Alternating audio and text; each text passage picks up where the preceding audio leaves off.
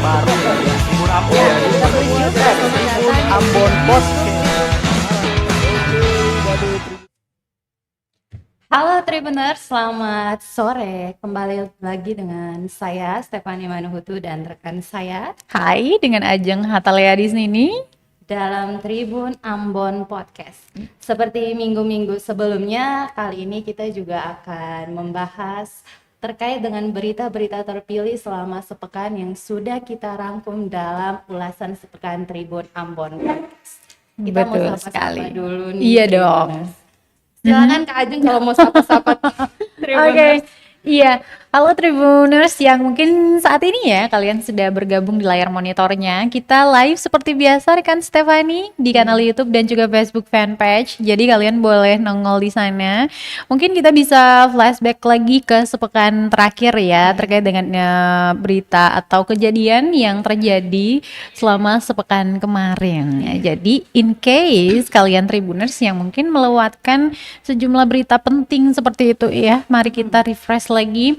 Ada juga yang masih berlangsung hingga saat ini isunya ya, masih kami follow up juga karena seperti yang kita tahu bahwa ada sejumlah reporter kami yang sudah disebarkan di beberapa titik di kota Ambon dan juga Iya, di benar. daerah di mana saja.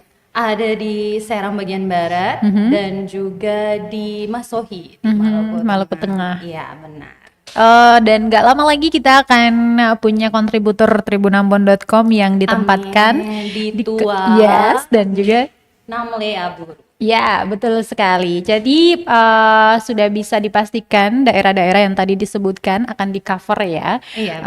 informasinya dan dipublikasikan ke publik tentunya yang ada di Kota Ambon, Provinsi Maluku, Indonesia maupun mancanegara Tribuners. Asik. Karena seperti yang kita tahu juga bahwa Tribuners kita itu bukan hanya dari Kota Ambon ataupun di Provinsi Maluku saja, namun dari Sabang sampai Merauke juga berdasarkan algoritmanya kami itu Iya. kita bisa melihat ya bahwa banyak Tribuners atau audiens kami yang menjangkau hingga di luar negeri, ada di Belanda, Iya. Singapura, Malaysia dan yang lainnya. Wow sekali ya.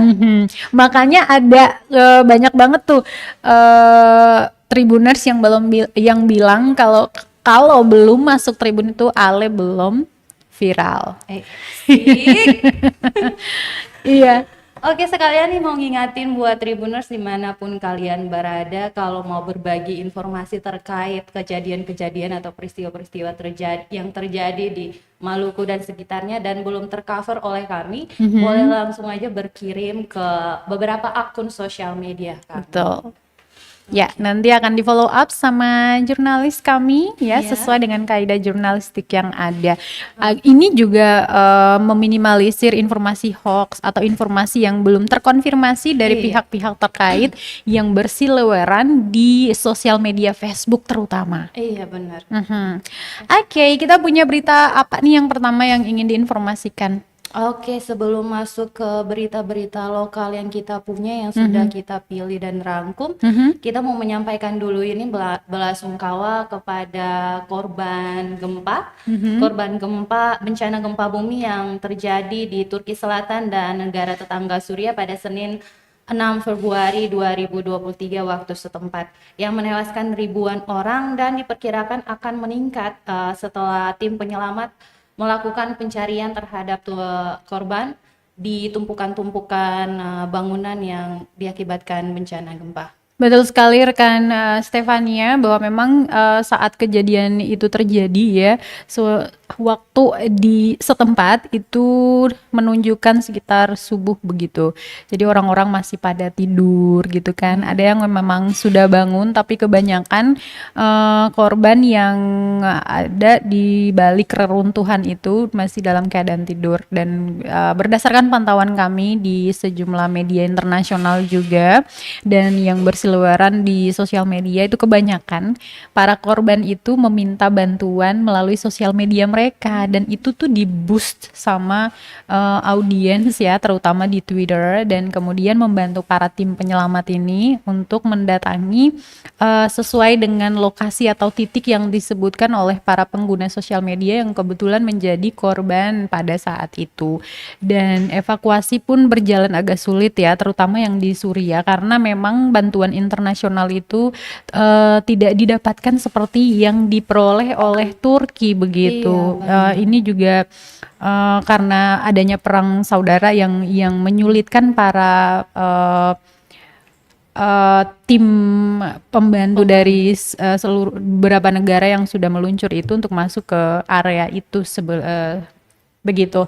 Dan sejauh ini rekan Stefania dan juga Tribuners, korban itu sudah mencapai sekitar 24.000 lebih. Oke, berarti tidak berbeda jauh dengan bencana gempa yang terjadi pada tahun 1939 ya. Betul sekali. Yaitu ada 33 orang ya, yang 33.000 orang yang meninggal pada gempa yang terakhir kali dirasakan di Turki pada 1939 lalu itu. Dan saat ini juga dari negara-negara yang mengirimkan bantuan ke Turki dan juga Suriah, Indonesia juga termasuk salah satu negara yang memberikan bantuan sosial atau bantuan kemanusiaan itu. Nah, ini udah ada gelombang kedua nih yang dikirimkan baru hari ini, yaitu tim medis darurat. Itu dikirimkan pemerintah Indonesia untuk turut membantu para korban yang selamat, karena pastinya korban yang selamat karena berada di bawah reruntuhan, jadi sudah bisa dipastikan banyak yang luka-luka. Namun saya itu ketika melihat bagaimana proses evakuasi yang dibilang sangat sulit ya rekan Fani, banyak anak-anak di sana yang menjadi korban, dan alhamdulillahnya mereka begitu ditolong itu ada yang ya mereka masih anak-anak ya, jadi tidak begitu menyadari apa yang terjadi begitu. Namun alhamdulillahnya mereka banyak yang selamat gitu. Alhamdulillah. Namun teriris lah begitu kita melihat anak-anak yang turut menjadi korban bencana alam itu ya, kayak mereka dilindungi lah ya. Iya. Oke, namun situasi yang berbeda di Suriah itu yang di barusan kami cover tadi juga, bahwa sulit sekali mereka bisa mendapatkan bantuan. Iya, bahkan ada tuh yang namanya Abu Ali. Itu anak laki-laki dan perempuannya itu meninggal, dan dia harus menguburkan mereka berdua di lokasi kejadian. Dan selain itu juga masyarakat yang menjadi korban di situ, setiap ada jurnalis yang datang meliput itu pun mereka minta bantuan, misalkan kayak kalian punya tenda nggak, kayak gitu, karena sulit untuk dimasuki oleh para tim kemanusiaan dari luar negeri itu. Semoga segala sesuatunya bisa dipermudah ya. Iya, amin. Oke. Kita beralih ke berita peristiwa. Oke, kita ke lokal ya. Iya. Kita beralih ke lokal. Kali ini kita punya beberapa berita peristiwa. Yang pertama kita punya berita tentang 36 hingga 37 bayi dari 1.000 bayi yang lahir di Maluku meninggal dunia sebelum umur 5 tahun. Angka kematian ini terhitung per tahunnya oleh Badan Pusat Statistik Provinsi Maluku.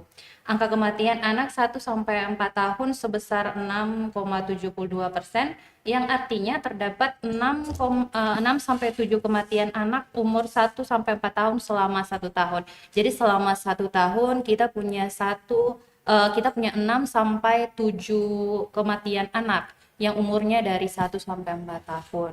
Nah, ini juga berkaitan ya, mungkin kita bisa melihat adanya dengan Hari Gizi kemarin yang diperingatkan di Indonesia, bahwa memang pemerintah secara nasional hingga ke daerah itu sudah menginstruksikan agar pemenuhan gizi terutama untuk ibu hamil. Nah, ini juga bisa diperhatikan seperti itu, karena itu akan menjadi gizi buruk, karena anak-anak yang terkena atau meninggal lebih dini ini juga salah satunya ya gizi buruk tadi. Dan pemenuhan gizi itu penting sekali. Ini juga dalam rangka menciptakan sumber daya manusia yang berkualitas di Indonesia tentunya. Namun katanya menurut BPS ya rekan Ajeng, Mhm. angka kematian khusus bayi berumur 0,0 sampai 11 bulan di Maluku katanya mengalami penurunan selama 50 tahun terakhir.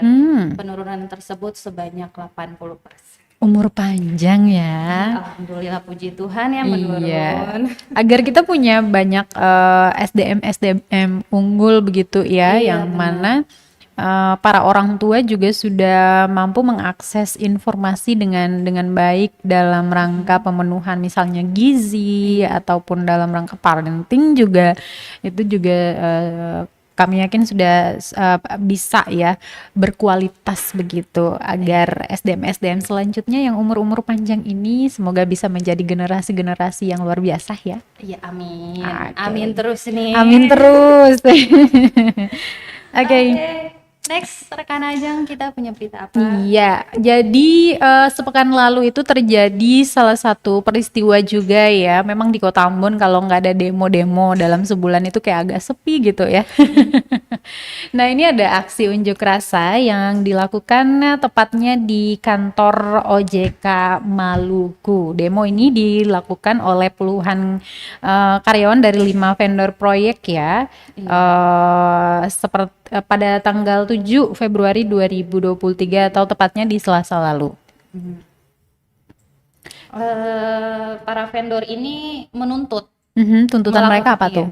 pembayaran utang, penggunaan alat serta material untuk pekerjaan gedung Otoritas Jasa Keuangan yang diresmikan pada Mei 2022 yang lalu.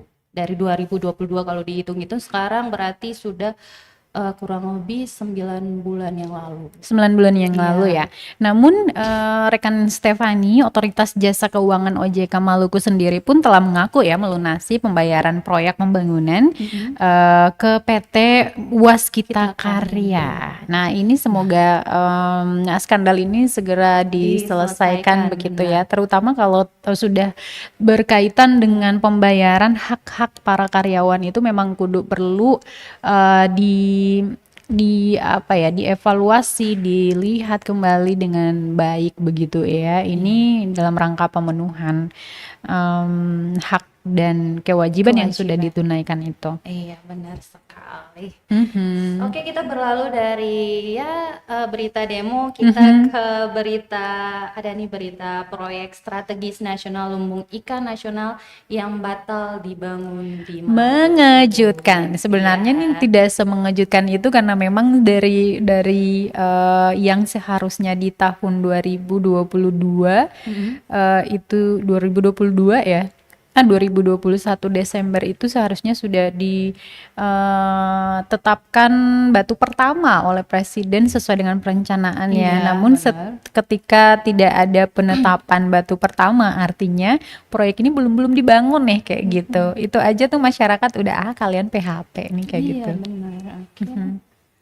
Aduh, gimana ini? Ya, jadi kepastian pembatalan LIN di Maluku itu memang disampaikan ya beberapa waktu lalu pada Selasa 7 Februari 2023 oleh Wakil Ketua Komisi 2 DPRD Provinsi Maluku, Turaya Samal.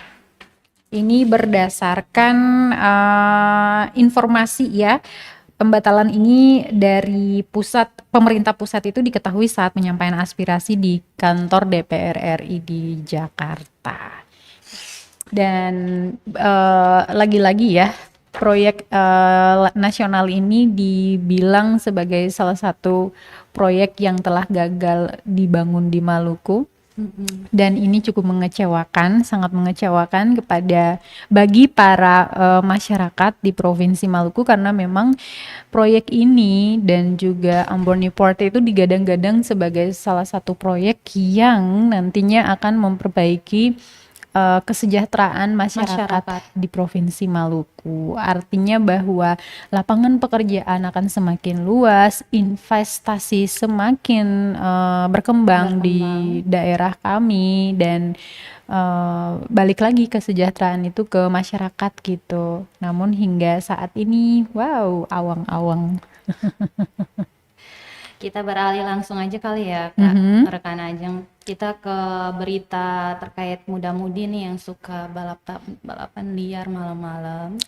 Adakah yang kamu kenal di antara mereka? Mohon maaf, rekan Ajeng tidak ada ya. Lingkaran kamu berarti nggak ada yang di dalam kelompok yang suka ugal-ugalan ini ya? Benar sekali, tidak. Oke, menurut tribunambon.com, ratusan pengendara roda 2 secara ugal-ugalan beradu kecepatan di sejumlah jalanan pusat kota Ambon pada Minggu 12 Februari 2023. Kota Ambon yang merupakan ikon City of Music seolah berubah menjadi Ambon City of Wild Race. Nggak boleh gitu. Pantauan tribunambon.com sekitar pukul 1 malam, setengah 1 malam waktu Indonesia Timur di lokasi banyak sekali pengendara roda 2 yang melakukan balapan liar di jalanan kota Ambon dan sangat meresahkan warga setempat. Menurut warga setempat, aktivitas ugal-ugalan ini harusnya mendapat perhatian dari pemerintah kota Ambon, pihak-pihak terkait.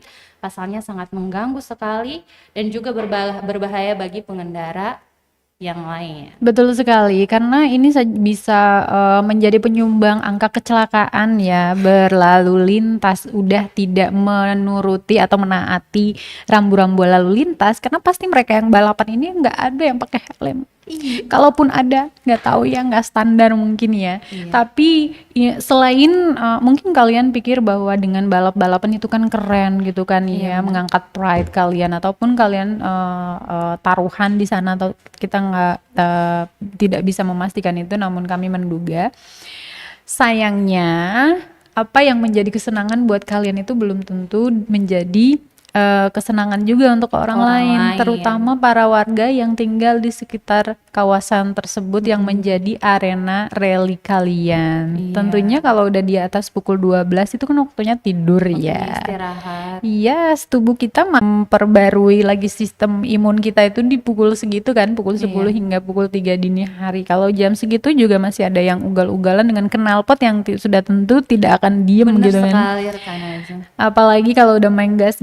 Jadi kami juga berharap ya buat para pihak berwajib, dalam hal ini adalah kepolisian, Polresta Pulau Ambon dan Pulau-Pulau Lease, untuk memperhatikan ya jam-jam malam, mungkin dengan patroli di daerah-daerah yang sudah barang tentu menjadi titik ugal-ugalannya para anak muda dengan kendaraan-kendaraan mereka. Dan yang pastinya ini menjadi salah satu yang menjadi kerisauan terutama buat kami pengguna jalan raya ya, apalagi kamu kan motoran kan ya. Benar sekali rekan Gak enak banget ketika kita motoran, entah itu pagi, siang, ataupun sore, dan harus ketemu sama pengguna kendaraan lainnya yang menggunakan knalpot racing, Iya benar. berasap dan segala macam. Saya pikir ini memang harus dirazia. Sayang banget tilang manual itu udah nggak ada. Itu salah satu poinnya yang mungkin disayangkan. Jadi ya mungkin perlu ditinjau kembali kendaraan-kendaraan yang tidak taat di jalan kali ya. Saya juga sangat risih ya ketika berhati-hati sekali di jalan, tapi orang lain kurang berhati-hati. Betul sekali. Ini juga tidak menutup kemungkinan untuk para pengguna jalan raya yang tidak menggunakan kendaraan, tapi pejalan kaki begitu ya. Ketika mau nyebrang, apalagi di Jalan Jenderal Sudirman yang sudah ada water barrier kayak gini tuh, masih ada orang yang menyeberang tidak dengan hati-hati. Ada yang juga memarkirkan kendaraannya di badan jalan. Nah, ini juga sangat riskan buat para pengguna jalan lainnya, karena udah barang tentu akan dikhawatirkan akan terjadi kecelakaan dan sebagainya. Oke, benar sekali rekan Ajeng.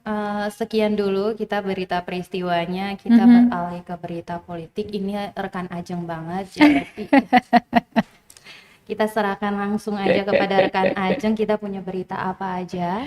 Iya. kali ini? Baik, seperti yang kita tahu ya, rekan Estefania, bahwa memang tahun politik, ya mungkin kita bisa bilang bahwa 2023 ini udah memasuki tahun politik karena berbagai tahapan pemilu itu sudah dijalankan oleh baik KPU maupun Bawaslu sebagai pelaksana pemilu 2024 atau pesta demokrasi setiap masanya. Dan salah satu yang dalam tahapan yaitu perekrutan Pantarli. Oke. Nah, itu juga salah satunya. Namun untuk pendaftaran bakal calon DPD yang beberapa waktu lalu dibuka ya. Namun sayang ini mendapatkan keberatan dari beberapa calon yang namanya tidak diloloskan karena alasan dari atau berdasarkan penilaian dari KPU Provinsi Maluku bahwa memang mereka tidak lolos pemberkasan seperti Iya. itu. Ada poin-poin tertentu yang tidak meloloskan mereka.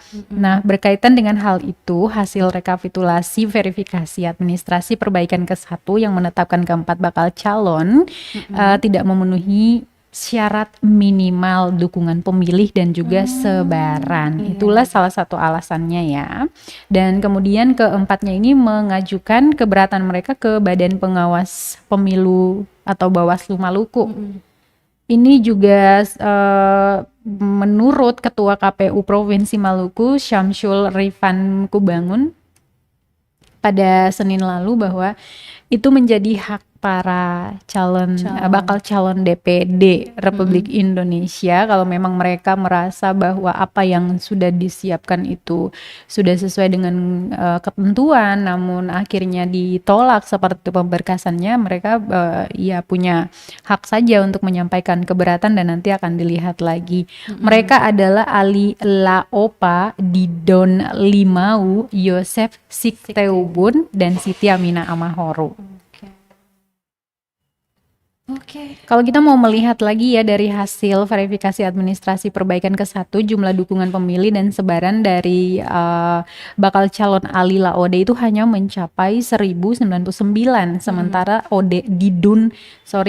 Didon Limau hanya 1831, Yosef Sikteubun itu 1845 dan Siti Aminah Amahoro. Ini keberatan ini sebagai bentuk dan sikap para bakal calon ya, tentu saja akan diproses. Jadi kita tunggu saja.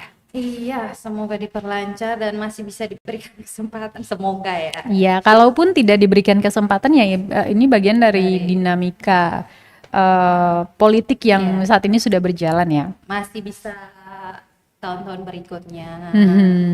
Ataupun kalau memang kan masih ada calon legislatif lagi tuh. Iya. Jauh-jauh ke Jakarta Senayan ya. Mungkin mau ke Karpan dulu atau mau ke Belakang Soya dulu. Asik. Oke, kita ke Gerindra.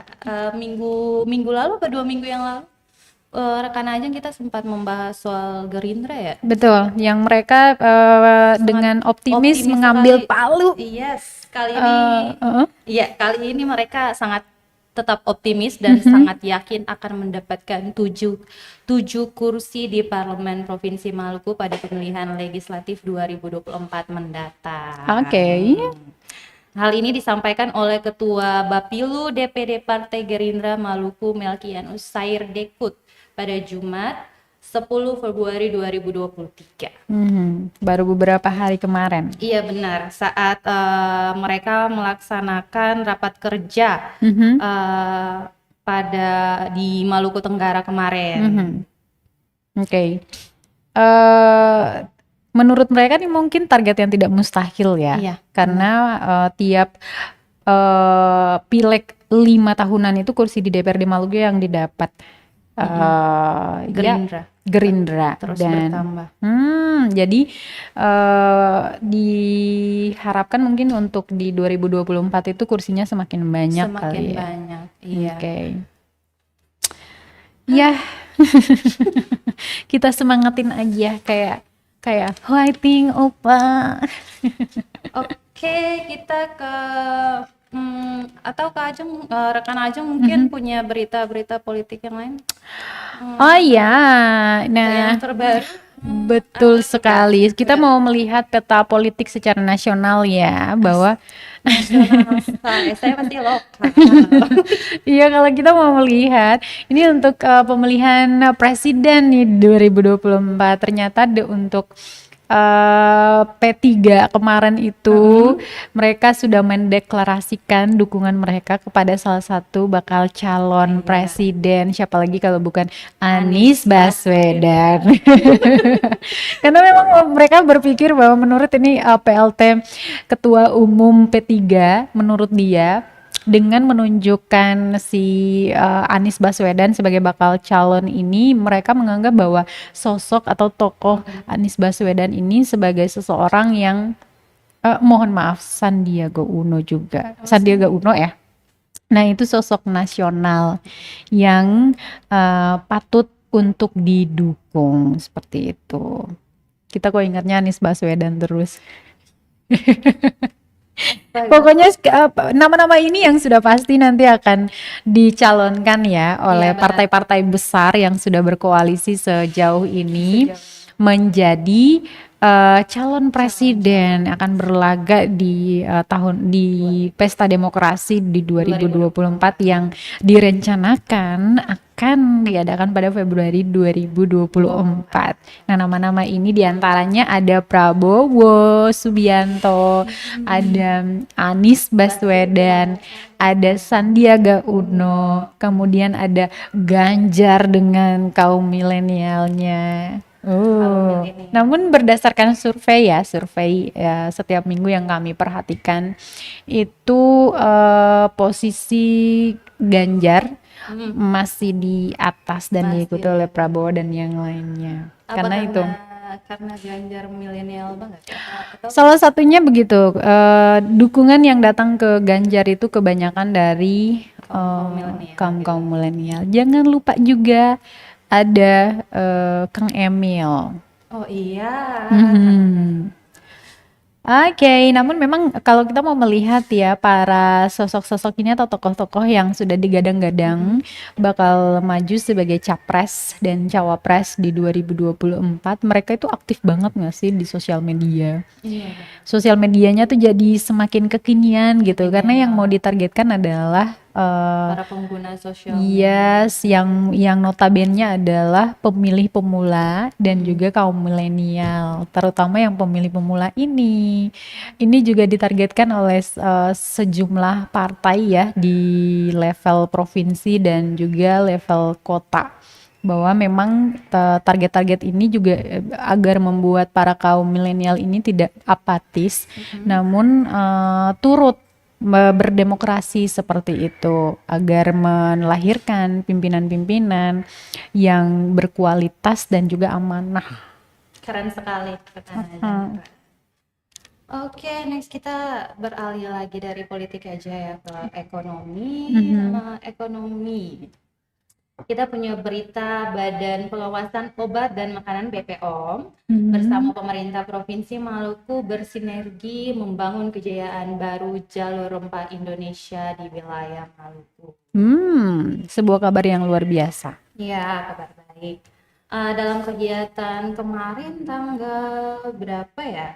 Pokoknya minggu kemarin, Kepala di Hotel Santika ya, Kepala BPOM RI Penny Lukito mengatakan bahwa beberapa rempah khas Maluku mendapat peluang untuk diekspor ke Australia dan Afrika Selatan. Wow. Ya. Wilayah Maluku yang terkenal dengan pala, tentu saja pala dan cengkeh ya. Terutama pala banda yang bersertifikat indikasi geografis, kayu manis dan juga cengkeh menjadi potensial untuk didorong melakukan ekspor rempah dan olahannya keluar. Nah, ini juga kalau kita berdasarkan data yang kami peroleh dari di Sperindak Provinsi Maluku, itu kebanyakan hasil-hasil laut yang diekspor seperti tuna, kemudian yang lainnya seperti itu. Namun ini ada kabar baik untuk rempah-rempah ya, Rempah-rempah, ya, yang benar. mana Betul akan sekali, mendapatkan pasar di Australia dan juga Afrika Selatan. Iya. Kalau kita mau flashback, memang Maluku itu jaya dengan rempah-rempah. Kaya. Itulah kenapa kita tuh dijajah ya, karena rempah-rempah tadi Iya, benar ya. Dari Eropa sana mereka menjajah kita sampai ratusan tahun itu untuk mendapatkan atau mencuri rempah-rempah yang ada di tanah bumi raja-raja ini. Nah, kalau kita mau mengembalikan kejayaan itu, saya pikir tidak sangat bersinergi dengan semangat dan juga apa yang kami miliki begitu. Ini juga bisa menjadi salah satu cara untuk mengangkat kesejahteraan para petani, terutama para petani pala dan juga cengkeh Iya. dan kayu manis juga. Iya, benar. Kalau kita traveling ya di daerah-daerah yang ada di Provinsi Maluku Banda terutama ya, udah tidak bisa diragukan lagi dengan kebun palanya. Iya. Saya juga di kampung punya kebun pala ya. Oke, semoga dengan adanya ekspor ini harga pala tuh naik gitu ya. Amin. Harus naik karena udah kalau udah diekspor udah pasti demand-nya banyak gitu loh. Kemudian cengkeh juga. Petani cengkeh luar biasa mereka. Kebun yang berhektar-hektar itu ditanami cengkeh. Dan untuk bisa dipanen itu kan butuh 5 hingga 10 tahun kan ya. Dan begitu dipanen satu kali dalam setahun. Nah, itu yang perlu diperhatikan juga para petaninya, dan kami juga menyarankan berharap ya agar dinas-dinas terkait terutama dinas pertanian untuk bisa memberikan semacam pelatihan ya, pengembangan kapasitas untuk para petani agar bisa melakukan sistem pertanian dengan cara modern seperti itu. Kan masih ada petani-petani yang juga merawat atau menjaga tanaman-tanaman umur panjang mereka itu dengan cara yang tradisional, bahkan ada yang masih memotong tangkainya dan segala macam, ranting-ranting dan segala macam. Untuk membuat jalan baru juga mereka masih memotong batang pohonnya, padahal itu kan bisa saja membuat pohon itu mati gitu kan ya. Bayangkan udah bertahun-tahun kamu nanemnya, hanya dinikmati sekali dua kali mati nggak tuh. Oke. Sayang sekali. Kita berharap aja ini bisa lancar. Oke, kita ke kabar baik Maluku aja kali ya. Boleh. Kabar baik Maluku tentu saja dari Oke. .com kemarin bersama dengan Palang Merah Indonesia Kota Ambon menggelar kegiatan donor darah tentu saja di kantor tribunambon.com. Cool, luar biasa. Dan kegiatan donor darah atau aksi donor darah ini dalam rangka menyambut Hari Pers Nasional ya. Itulah kenapa diangkatlah tema setetes darah jurnalis untuk kemanusiaan. Nah, ngomongin tentang darah nih ya, memang betul darah, golongan darah. Tribunambon.com baik banget. Baik banget. Kita mengerti apa yang dibutuhkan gitu. Nah, berdasarkan standar yang dikeluarkan oleh WHO, Badan Kesehatan Dunia, bahwa memang di suatu negara atau suatu daerah itu harus setidaknya ada 20% atau 20% ya dari total populasi kantong darahnya tuh harus disiapkan. Karena kali-kali aja amit-amit ya, jauhkan kalau ada yang membutuhkan itu stoknya ada gitu. Dan Palang Merah ini menjadi salah satu badan bantuan seperti itu, yayasan seperti itu yang turut membantu pemerintah dalam hal penyediaan darah. Untuk itu kenapa tribunambon.com menggait PMI untuk melakukan aksi donor darah itu. Dan kita punya berapa kantong ya waktu itu? Sekitar 26 ya, 26. Nah, di sini mungkin kita mau makasih ya buat Tribuners yang sudah berpartisipasi dalam kegiatan kemarin, turut mendonorkan darahnya untuk kebaikan tentunya. Ini tadi saya baru diinformasikan oleh salah satu rekan saya, temennya membutuhkan setidaknya 6 kantong darah bergolongan BR. Itu tergolong susah nggak? Susah. Enggak sih. Susah. Golongan darah yang dibilang susah itu termasuk B. Kalau O banyak, Iya. B golongan darah A itu juga susah. Makanya harus ada PMI itu juga yang turut menyiapkan stok darah itu. Iya, benar sekali. Dan walaupun tema kita kemarin aksi donor darah dengan tema setetes Darah jurnalis. Kita juga didatangi oleh Tribuners. Jadi sebenarnya kita mau terima kasih banyak banget nih Yes. buat Tribuners. Ya, karena itu juga terbuka ya buat umum ya. Iya. Oke. Kita juga punya kabar baik. Pokoknya hari ini tuh kabar baik. Oke. Kabar baik datang untuk warga Maluku yang menderita katarak. Nah, pada Februari 2023 ini akan ada operasi katarak gratis yang digelar Pangkalan Utama TNI Angkatan Laut 9 Kota Ambon yang bekerja sama dengan Klinik Mata Utama Maluku. Direktur Klinik Mata Utama Maluku, Dr. Jacqueline Nanlohi mengatakan bahwa layanan kesehatan gratis ini merupakan agenda tentara untuk memberikan pelayanan dari segi kesehatan terhadap masyarakat. Berarti ini sudah bisa didaftarkan ya untuk para untuk masyarakat yang membutuhkan operasi ini. Kita akan sounding lagi biar dia terdengar lebih keras ke daerah-daerah karena kita punya 11 kabupaten kota yang mana bisa kita tahu bahwa masyarakat Provinsi Maluku yang ada di daerah-daerah itu sulit untuk mendapatkan akses kesehatan. Semua akses sulit lah kayak gitu karena keterhubungan yang belum merata di daerah ini. Itulah kenapa perlu di sounding atau diperkeras aja informasi ini ke daerah-daerah melalui tribunambon.com tentunya. Dan Tribuners juga bisa membagikan informasi ini dengan membagikan berita yang sudah kami tayangkan di www.tribunambon.com ke keluarga kalian, kerabat, saudara jauh, saudara dekat. Kali aja mereka juga menyampaikan sampai di yang paling pelosok ya bahwa ada nih operasi katarak. Kali aja dibutuhkan. Iya benar, apalagi kalau mama-mama di kampung itu biasanya kan kalau mereka masih masak pakai tungku itu kan sangat berpotensi berpotensi terhadap kesehatan mata. Makanya kalau sudah tua tuh mereka matanya langsung kayak ada gitu. Makanya bagus sekali kegiatan ini. Dan kata dokter Jacqueline Nanlohi juga operasi gratis ini tuh akan dilakukan di semua kabupaten kota yang ada di Maluku. Dan daerah yang akan mendapatkan pelayanan duluan adalah daerah Masuhi pada 17 sampai 18 Februari 2020. Catat. Itu tanggal berapa? 17 sampai 18 Februari 2023 dan sudah ada 100 pasien yang terdaftar. Masya Allah. Semoga kebaikan-kebaikan orang-orang yang terlibat di sini tuh bisa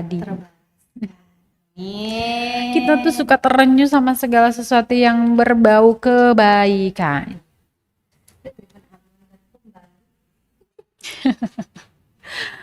Oke, kita punya berita pariwisata. Kita udah dulu dari berita-berita yang kita mau traveling di awal pekan, asik. Kita punya informasi ini tuh biar menjadi spoiler agar kalian nanti udah mau berakhir pekan tuh udah tahu mau kemana gitu kan ya. Daripada kalian bosan terus ya di situ-situ mulu. Rekan Ajeng ini paling sering kemana-mana. Karena karena Tribun Ambon selalu memberikan berita-berita traveling yang terbaru dan viral-viral, makanya rekan Ajeng suka banget langsung terinspirasi untuk kemana-mana. Yes, betul sekali. Dan informasinya kami dapatkan dari tribunambon.com. Kami juga yang turun ke lapangan dan kami bikin beritanya, guys. Ada lokasi yang pertama apa nih?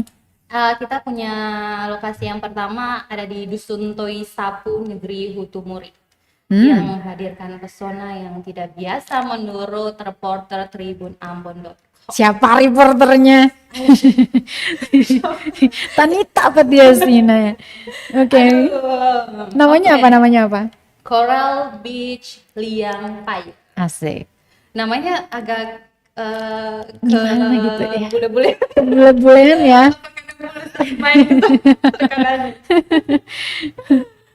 Oke, tempat ini berjarak kurang lebih 16 km dari kota Ambon. Tentunya butuh upaya yang lebih untuk menjangkau liang Payer ini. Namun dipastikan, Tribuners, bahwa perjalanan ini akan terbayar setibanya kita di depan tebing. Sudah bisa dibayangkan nih. Karena untuk ke Toi Sapu itu butuh butuh tenaga ekstra, apalagi kalian yang motoran. Menurut bukan pemilik ya, menurut bapak-bapak yang menjaga tempat itu. Penjaga, pengelola. Kamu nanti marah loh. Bapaknya, siapa bapaknya ini? Coba kita intip namanya. Bapak Cak ini. Oke. Katanya Coral Beach ini ternyata memiliki kaitan sejarah dengan Kapitan Payer dari Pulau Haruku. Itu ada nggak sih visualnya? Ada. Nah, di layar monitornya tuh Tribuners bisa lihat ya. Tribuners Jadi bisa. malu. No, it's okay. Tidak perlu malu. Tribuners bisa lihat ya bahwa memang lunas begitu ketika kalian nyampe di sana karena pantainya yang indah dan sesuai dengan namanya coral, sudah pasti di pantai ini tuh punya banyak karang yang keren, bisa dijadikan sebagai landscape foto atau background foto. Nah, ini juga bisa menambah koleksi foto kalian di Instagram gak sih? Dan itu secara tidak sadar atau tidak sadar, postingan kalian di Instagram ataupun di sosial media manapun itu menambah koleksi foto satu tempat gitu loh. Misalkan nih, rekan Stefani pergi ke Danau Sole, tahu Danau Sole? Danau Sole itu adanya di Seram bagian timur. Oh, saya orang Seram bagian barat kebetulan. Oh, kebetulan ya. Oke, dan nanti kita main lagi ke Seram bagian barat. Nah, di situ misalnya kamu ke situ dan kamu foto, kamu upload di Instagram kamu.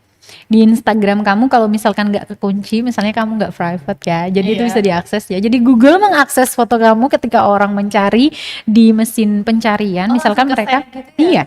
Jadi apa namanya, ketika mereka mencari Danau Sole, itu akan muncul salah satunya ya koleksi foto kamu gitu loh. Dan itu bukankah secara tidak langsung kamu sudah membantu untuk mempromosikan suatu tempat wisata. Jadi pokoknya foto sebanyak-banyaknya kalau kalian mau kemana-mana, biar daerah kita yang indah ini tuh bisa ditahu sama para pelancong lainnya yang ada di luar daerah, luar provinsi, luar negeri terutama. Oke. Ini juga bisa dipastikan akan mendatangkan income.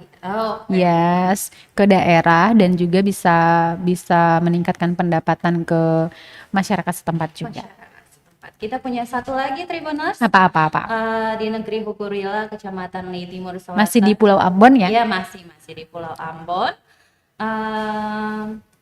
Ini berjarak 14 km kalau dari kota Ambon.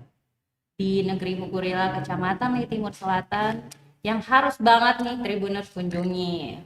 Ada banyak banget tempat pariwisata di Negeri Hukurila ini. Ada kolam Yarden, ada pantai Hukurila, ada pantai Werahung, terus ada pantai-pantai yang belakangan ini viral tapi belum dinamain pantainya. Oh, pantai tak bernama. Iya, pantai tak bernama. Namun kalau dibilang disebut tentang pantai tak bernama ya, sebenarnya pesisir Pulau Ambon ya. itu tuh semua tuh keren gitu loh. Pantai, karena pantai semua ya, dan bagus gitu. Cuman harus dikembangkan karena udah ada potensinya nih, harus dikembangkan menjadi satu destinasi wisata yang bisa dikunjungi oleh orang-orang gitu kan ya. Namun tanpa harus merusak alam, tapi dimanfaatkan secara berkelanjutan. Iya. Di negeri Hukurila ini juga pantainya sering dipakai untuk spot mancing rekan Ajeng. Asik. Berkemah juga sering. Kemarin saya juga sempat ke pantai Hukurila nih. Oh iya, gimana rasanya? Ketemu wisatawan asing, mereka lagi snorkeling. Oh, berarti bisa dipastikan ini kan kita udah di apa ya, endemi ya? Iya. Udah diumumkan belum sih sama pemerintah? Pokoknya yang jelas kita COVID-19 udah melandai dan semua peraturan pembatasan juga sudah dilonggarkan, dan pariwisata di Indonesia secara nasional pun sudah mulai bangkit gitu ya. Iya. Pemerintah di Provinsi Maluku sendiri pun sudah siap begitu menyambut travelers baik dari luar daerah maupun luar negeri seperti itu. Hal ini tuh ditunjukkan dengan adanya diluncurkan event kalender event pariwisata 2023. Jadi dalam waktu dekat ini akan ada banyak sekali event-event pariwisata yang bisa dinikmati oleh para wisatawan. Yang paling dekat nanti di bulan Februari ini. 22 atau 23 sampai 25 itu ada festival di daerah Buru. Di daerah Maluku Tenggara, kemudian juga di Buru nanti ada festival juga. Keren banget nggak sih? Kita mungkin ke Buru mau nggak sih? Mau dong, mau banget. Karena di Buru kan ya untuk transportasi masih bisa lah. Setiap Masih malam bisa, tuh masih ada ferry gitu loh. Nah, ke Maluku Tenggaranya agak sulit nih Bu. Semalam ya? 2 malam kayaknya kalau naik kapal Pelni. Kalau pesawat juga tergantung sih jadwal pesawatnya, dan itu mehong. Masih mehong. Tribuners nantikan aja ya jadwal-jadwal eventnya yang mungkin Yes. oleh tribunambon.com. Yes. Terus pantau. Ya, pokoknya udah ada jadwal kalender eventnya di portal kami www.tribunambon.com. Hanya nanti setiap bulan kami akan mengingatkan Tribuners untuk jangan lupa melewatkan, jangan sampai melewatkan Jangan event-event sampai. tersebut.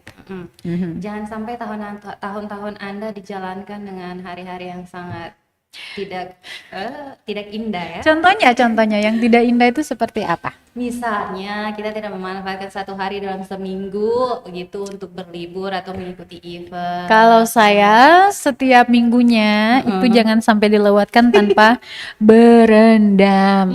Berendam. Berendamnya di mana, Zai? Salah satu yang paling direkomendasikan itu Di mana tuh rekan Ajeng? di Morella, Lubang Buaya. Di Morella. Keren banget. Sampai duri babi aja tuh suka sama saya. Sering nempel. Duri babi tuh nempel loh. Aduh. Mana berminggu-minggu lagi. Atau kalian kalau nggak mau jauh-jauh, itu ada yang paling deket itu kalau cuma mau berenang ya. Banyak kok di pesisir pantai di Teluk Ambon ini, ada di Amahusu, di taman terbuka itu bisa lompat-lompat di situ. Aku pernah mandi di situ. Aduh. Atau Natsepa lah ya. Iya. Tapi di Natsepa kan airnya cuma segini kali ya. Ya bisa lompat-lompat. Tak bisa. Untuk kami yang suka lompat-lompat ini udah kayak mermaid. Oke. Ada lagi rekanannya? Udah. Nah, that's all for today. Terima kasih ya Tribuners yang sudah memantau kami di layar monitornya. Kami sudah menghadirkan informasi atau berita-berita yang sudah kami tayangkan sepekan terakhir ini untuk mengulas kembali apa-apa saja yang sudah terjadi di daerah kita. Dan selanjutnya untuk Tribuners, kalau mereka ingin memberikan informasi yang mungkin dari tribunambon.com belum jangkau, Iya, bisa langsung ke berbagai. Ya, Tribun Ambon cukup keren lah dan iya dong. untuk diakses akun-akun media sosialnya. Gampang banget. Jadi kalian bisa mengirimkan berupa informasi dasar begitu ya, apa di mana, kapan, dan nanti akan kami lihat lagi fakta-fakta terkait dengan hal itu dengan menghubungi narasumber terkait. Oke, buat Tribuners juga yang mau selalu update terkait berita-berita di Maluku dan sekitarnya, boleh langsung ke www.tribunambon.com. Yes, akhir kata, terima kasih sekali lagi, saya Ajeng Hatalea. Dan saya Stefani Manuhutu. Kami pamit dari Tribun Ambon Podcast ulasan sepekan dan Amato. sampai jumpa Senin besok.